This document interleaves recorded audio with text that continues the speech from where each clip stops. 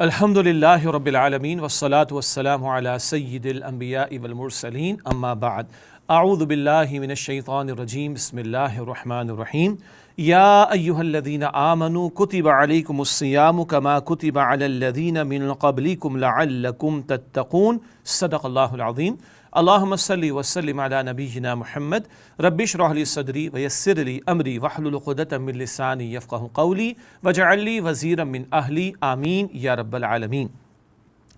ناظرین کرام السلام علیکم ورحمۃ اللہ وبرکاتہ۔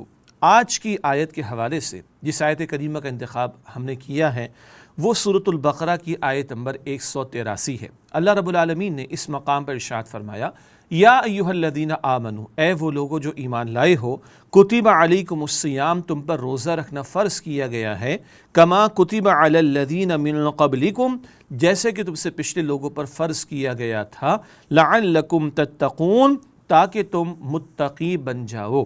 پہلی بات ایمان والوں سے خطاب ہے۔ اللہ رب العالمین کو ماننا بھی ضروری ہے اور اللہ رب العالمین کی ماننا بھی ضروری ہے۔ اللہ ایمان والوں سے خطاب کر کے بہت سارے احکامات عطا فرماتا ہے۔ یا حکم ہوا تم پر روزہ رکھنا فرض کیا گیا ہے جیسے کہ تم سے پچھلے لوگوں پر فرض کیا گیا تھا۔ ایک تسلی عطا ہو رہی ہے کہ روزے کی مشقت والی عبادت تو ہے، مگر تم ہی نہیں ہو کہ جن پر یہ ذمہ داری لگائی جا رہی ہے، تم سے پہلے بھی لوگوں پر روزہ فرض کیا گیا تھا۔ صیام کا لفظ اسی سے صوم کا لفظ بنتا ہے۔ عرب اپنے گھوڑوں کو استعمال کرتے تھے کہیں لوٹ مار کرنے کے لیے، جنگوں کے موقع پر، اور وہ ان کا اسٹیمنا بڑھانے کے لیے ان کو بھوکا رکھتے، پیاسا رکھتے۔ تیز آندھی چلتی تو ان کے منہ کو پکڑ کر آندھی کے رخ پر رکھ دیتے تاکہ وہ ان تھپیڑوں کو برداشت کرنے کے قابل ہوں۔ اس سے ان کی قوت مدافعت اور ان کا اسٹیمنا بڑھاتے تھے عرب، اور کہتے تھے صوم الفرس، گھوڑا روزہ رکھے ہوئے ہے۔ اب مجبوراً یہ ترجمہ کرنا پڑ رہا ہے، یہ جو صوم کا لفظ ان گھوڑوں کے لیے عرب استعمال کرتے، اللہ تعالیٰ نے وہ لفظ استعمال کیا تو ہمیں بھی اللہ تعالیٰ روحانی طور پر اسٹرینتھن کرنا چاہتا ہے، ہماری روحانی ترقی ہو جائے، ہم جسم کے بجائے روح کی طرف توجہ کرنے والے ہو جائیں، اور شیطان جو کہ جکڑ دیا گیا اور سرکش شیاطین جو جکڑ دیے جاتے ماہ رمضان میں، اور نفس کو قابو میں رکھنے کے لیے روزے کی فرضیت عطا کی جا رہی ہے۔ میری مرضی نہیں چلے گی، اللہ کی مرضی چلے گی۔ جب وہ کہہ دے کھانا پینا چھوڑ دو تو چھوڑ دیں گے، جب وہ کہے شروع کر لو تو افطار کرتے ہوئے شروع کر لیں گے۔ میری نہیں، رب کی مرضی چلے گی۔ اس روزے کا ایک بہت بڑا حاصل کیا ہے؟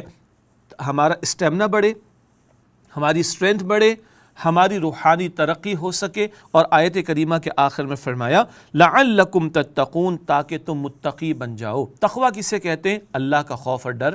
کس بات کا ڈر؟ وہ ناراض نہ ہو جائے۔ وہ ناراض کس سے ہوتا ہے؟ جو اس کی نافرمانی کرتا ہے۔ تو تقویٰ کا ایک اور مفہوم و ترجمہ ہے گناہوں سے اپنے آپ کو بچانا۔ روزہ کیا کرتا ہے؟ حلال چھوڑوا دیتا ہے، کھانا پینا، زوجین کا تعلق سبھی چھوڑ دیتے ہیں۔ تو اللہ چاہتا ہے ہم حرام کو چھوڑنے والے بن جائیں۔ روزہ صرف بھوک اور پیاس کا نام نہیں ہے، اب پورے وجود کا روزہ ہے۔ جیسے حلال کو چھوڑ رہے ہو، حرام کو چھوڑنے والے بن جاؤ۔ رسول اللہ صلی اللہ علیہ وسلم نے فرمایا جس نے روزہ رکھ کر بھی جھوٹ بولنا اور جھوٹی بات پر عمل کرنا ترک نہیں کیا، اللہ تعالیٰ کو اس کے بھوکے اور پیاسے رہنے کی کوئی حاجت نہیں ہے۔ اب پورے وجود کا روزہ، آنکھ ہو، کان ہو، زبان ہو، دل و دماغ، ہاتھ و پیر، پورا وجود، اسے اللہ تعالیٰ کی فرما برداری میں اختیار کرنا ہے۔ یہ ہے روزے کا ایک بہت بڑا حاصل، ہماری روحانی ترقی ہو، روحانی طور پر ہم مضبوط ہوں، نفس کی شرارتوں سے اپنے آپ کو بچانے کے قابل ہوں، شیطان کے حملوں سے اپنے آپ کو بچانے کے قابل ہوں، اور ہم میں تقویٰ پیدا ہو جائے تاکہ اللہ تعالیٰ ہم سے راضی ہو جائے۔ یہ ہے سورۃ البقرہ آیت نمبر 183، جہاں رب کائنات نے روزے کی فرضیت کا ذکر کیا اور اس کا حاصل بتایا تاکہ تم میں تقویٰ پیدا ہو جائے۔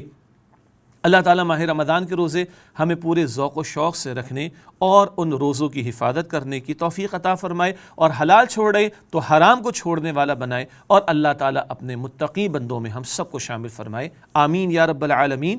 وآخر دعوانا ان الحمد للہ رب العالمین، والسلام علیکم ورحمۃ اللہ وبرکاتہ۔